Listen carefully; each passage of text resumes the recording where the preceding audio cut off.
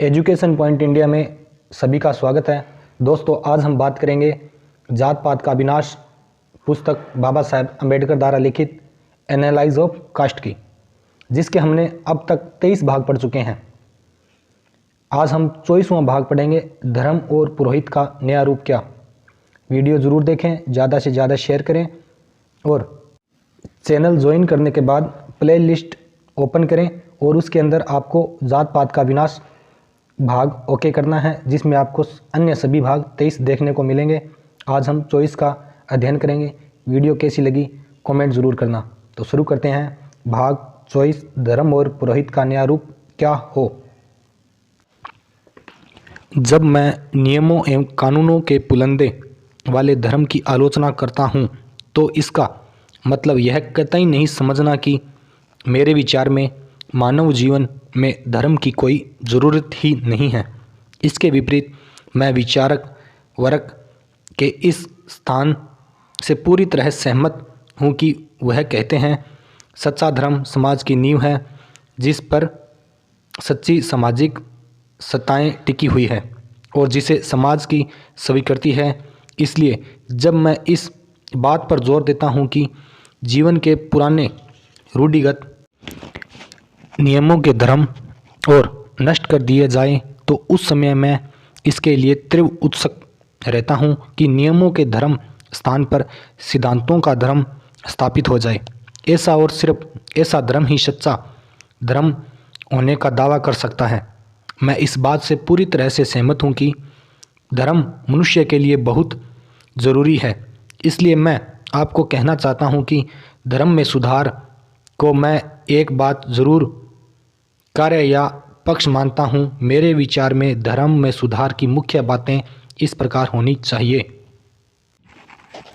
हिंदू धर्म का एक और सिर्फ एक ही प्रमाणिक धर्म ग्रंथ होना चाहिए, जिसे सभी हिंदू स्वीकार करें और सभी हिंदू उसे मान्यता दें। इसका यह अर्थ है कि हिंदू धर्म की अन्य सभी किताबें जैसे कि वेद, शास्त्र, पुराण, जो पवित्र, प्रमाणिक एवं आदेश देने की अधिकारी मानी जाती है, कानून के द्वारा उनकी धार्मिक मान्यता खत्म कर दी जाए, उन पर रोक लगे और इन किताबों में लिखी गई सामाजिक और धार्मिक शिक्षाओं के प्रचार प्रसार को दंडनीय अपराध माना जाए। यह बहुत अच्छा होगा यदि हिंदुओं के पुरोहित पेशे यानी पुरोहिताई को समाप्त कर दिया जाए, लेकिन यह असंभव लगता है। इसलिए पुरोहिताई में वंश परंपरा को जरूर बंद कर देना चाहिए। हर मनुष्य जो हिंदू होने का दावा करता है उसे पुरोहित बनाने का अधिकार होना चाहिए। यह कानून होना चाहिए कि कोई हिंदू तब तक पुरोहित नहीं बन सकेगा जब तक सरकार द्वारा निर्धारित परीक्षा पास नहीं कर लेगा और जब तक उसके पास पुरोहिताई करने के लिए सरकार से मिला प्रमाण पत्र, सनद या लाइसेंस नहीं होगा, तब तक वो पुरोहित नहीं कहलाएगा। जिस पुरोहित के पास लाइसेंस या प्रमाण पत्र, सनद नहीं होगा, उसका संपन्न कराया हुआ कोई भी रिवाज, संस्कार और धार्मिक अनुष्ठान अवैध, गैर कानूनी माना जाए और जिसके पास सनद हो उसके लिए पुरोहित का काम दंडनीय अपराध माना जाए।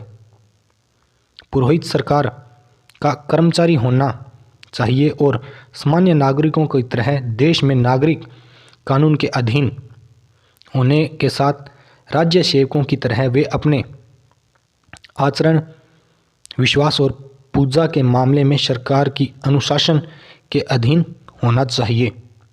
इंडियन सिविल सर्विसेज ऑफिसरों की तरह पुरोहितों की संख्या भी सरकार द्वारा ज़रूरत के अनुसार तय कर सीमित होनी चाहिए। कुछ लोगों का मेरी बातें उग्र एवं क्रांतिकारी लगेगी, लेकिन मेरी समझ में इनमें कुछ भी क्रांतिकारी नहीं है। भारत में लगभग सभी व्यवसाय के नियमों से चलते हैं। जैसे डॉक्टर, इंजीनियर्स, एडवोकेट्स को अपना प्रोफेशन शुरू करने से पहले डिग्री प्राप्त करनी पड़ती है तथा उनको व्यवसाय शुरू करने की इजाज़त दी जाती है। इन लोगों को अपने पूरे करियर में देश में न केवल नागरिक व आपराधिक कानून को मानने के लिए पाबंद करना पड़ता है, बल्कि अपने अपने प्रोफेशन के विशेष नियमों एवं नैतिकता के अनुशासन का भी पालन करना पड़ता है। लेकिन हिंदू पुजारी का व्यवसाय ही सिर्फ ऐसा व्यवसाय है जो किसी भी तरह के अनुशासन के अधीन नहीं है। यही एकमात्र प्रोफेशन है जो किसी कानून के अधीन नहीं है और कोई पाबंदी भी नहीं है। इसमें व्यावसायिक अनुशासन एवं दक्षता की कोई ज़रूरत नहीं है। मानसिक रूप से एक पुजारी बेवकूफ़ भी हो सकता है। शारीरिक रूप से कोई पुरोहित पुजारी घृणित बीमारी सिफिलिस या गोनोरिया का रोगी हो सकता है। नैतिक रूप से वह भ्रष्ट चरित्र वाला या दिवालिया भी हो सकता है। लेकिन इन सब के बावजूद हिंदुओं के धार्मिक संस्कार संपन्न कराने के साथ पवित्र देवस्थानों के गर्भगृह तक पहुंचकर देवताओं की पूजा करने के लिए पूरी तरह योग्य माना जाता है। हिंदुओं में यह सब इसलिए संभव है क्योंकि पुरोहित के लिए पुरोहित जाति ही में पैदा होना काफ़ी होता है। जात पात की ऑडियो विनाश पूरी सुने और ज़्यादा से ज़्यादा शेयर करें। चैनल सब्सक्राइब करना ना भूलें। 5-10 मिनट की वीडियो, ज़्यादा बड़ी वीडियो नहीं है। अन्य भाग आपको प्लेलिस्ट में ज़रूर मिल जाएंगे। आगे वो कहते हैं, इस प्रकार यह पूरी व्यवस्था का घृणा के लायक है और यही कारण है कि हिंदुओं का पुरोहित वर्ग न किसी कानून की बंदिश में है और न ही किसी नैतिक अनुशासन के अधीन बंधा हुआ है। पुरोहित के लिए कोई कर्तव्य तहन नहीं है। इसके लिए कर्तव्य बनाए ही नहीं गए। इनके बारे में सोचना तो कल्पना मात्र भी होता है। यह तो सिर्फ और सिर्फ अधिकार एवं सुविधाओं के बारे में जानता है। यह एक ऐसा परजीवी कीड़ा है जिसे देवताओं ने समाज के मानसिक एवं नैतिक शोषण के लिए खोल दिया है।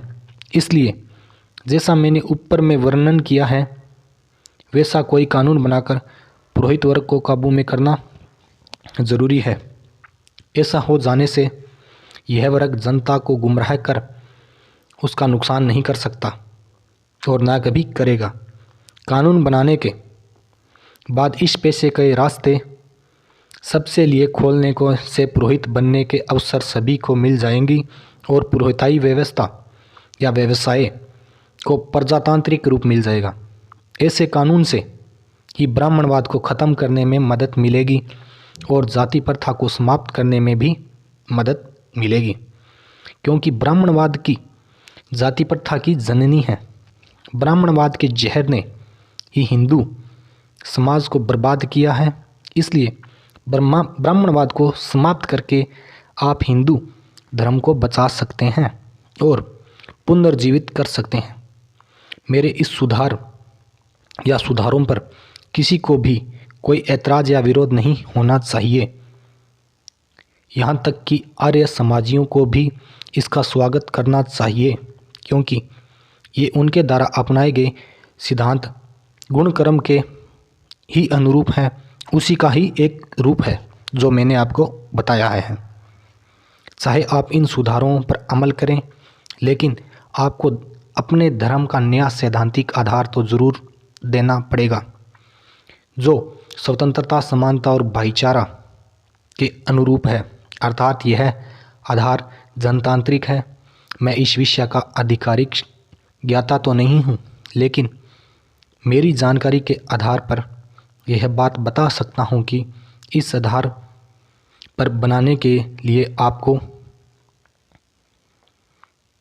किसी विदेशी धर्मग्रंथ की शरण में जाने की ज़रूरत कभी नहीं पड़ेगी और न कभी होगी, बल्कि आपको अपने ही उपनिषदों में सिद्धांत मौजूद हैं।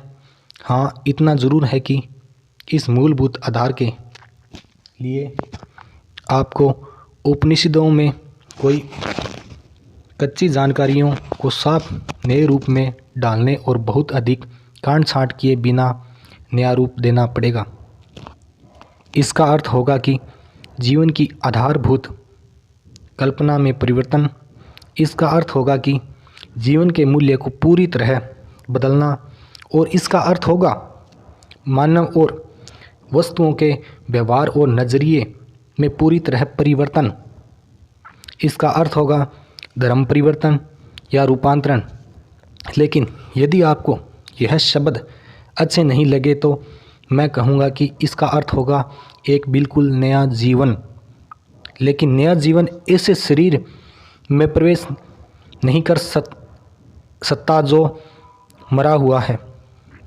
नए जीवन के लिए एक नए शरीर की ज़रूरत है। जो शरीर मर गया है उसके लिए यह जीवन कुछ काम का नहीं। नए जीवन के लिए नए शरीर की ज़रूरत होगी। साधारण शब्दों में यह कटा जा सकता है, यह कहा जा सकता है कि नया जीवन अस्तित्व में आए और इसमें नया जीवन प्रवेश कर धड़कन पैदा कर सके, इससे पहले पुराने शरीर को मरना बहुत ज़रूरी है।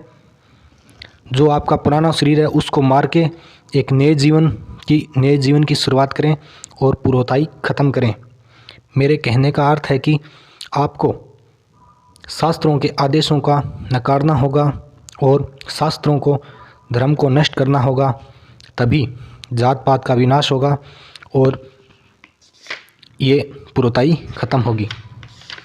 ये भाग हमने पढ़ा, भाग 24, धर्म और पुरोताई वर्ग का नया रूप। ये पुस्तक बाबा साहब अम्बेडकर की लिखी गई है, जात पात का विनाश। इस पुस्तक को मंगाने के लिए आपको 21 से धर्म पार्क, श्याम नगर, अजमेर रोड, जयपुर में इसका एड्रेस दिया है। लेकिन आप इसे ऑनलाइन भी मंगा सकते हैं।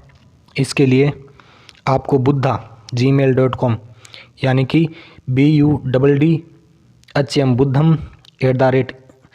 buddham21@gmail.com से आप मंगा सकते हो। या फिर आपको फ़ोन नंबर 94 142 42059 या फिर 90 792 95 से आप इनकी सभी अलग अलग पुस्तकें मंगा सकते हो, जैसे कि धर्म और उनका धम्म, बुद्ध और उनका धम्म, बुद्ध की पुस्तक, धम्मपद का गाथा और कथा, Baba Saheb Ambedkar life of mission, Bharat का संविधान, बाबा साहेब अम्बेडकर भारत रत्न की पुस्तक, गुलामगिरी पुस्तक, सामाजिक क्रांति के अग्रदूत ज्योतिबा फुले की पुस्तक, मैं नास्तिक क्यों और अछूतों के सवाल भगत सिंह की पुस्तक, और ये पुस्तक जात पात का विनाश। इसके अलावा शूद्रों का इतिहास की पुस्तक, अछूत कौन है और वे अछूत क्यों बने, ये पुस्तक, दलित कोड़ी से करोड़पति, डॉक्टर NL परिहार की पुस्तक, बहुजनों को अनपढ़ रखने की साजिश क्यों और किसने की, ये पुस्तक, बहुजनों बिजनेस की ओर बढ़ें, ये पुस्तक, बाबा साहेब अम्बेडकर और भंगी जातियाँ, भगवंत दास की पुस्तक, वाल्मीकि जयंती और भंगी जातियाँ, भगवान दास की पुस्तक, मैं भंगी हूँ, भगवान दास की पुस्तक। ये सभी पुस्तकें आपके मंगा सकते हो। तो वीडियो कैसी लगी ज़्यादा से ज़्यादा शेयर करें, लाइक करें और कमेंट करना ना भूलें। मिलते हैं ऐसी ही नेक्स्ट वीडियो में, तब तक के लिए जय भीम, जय भारत, जय संविधान।